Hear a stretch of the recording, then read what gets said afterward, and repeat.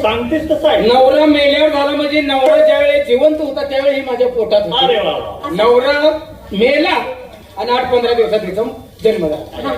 एवढं साधं म्हणजे एवढी दुःखात आहे नाही होती, आता नाही. तेव्हा होती, आता नाही. देवा मी तुमची भक्ती करते, मला सोडून द्या. माझ्या मागे लई त्रास आहे. सासू सासरा नंदा जावा, 5-6 मुलं आहेत. हिला 5-6 रेडका आहेत.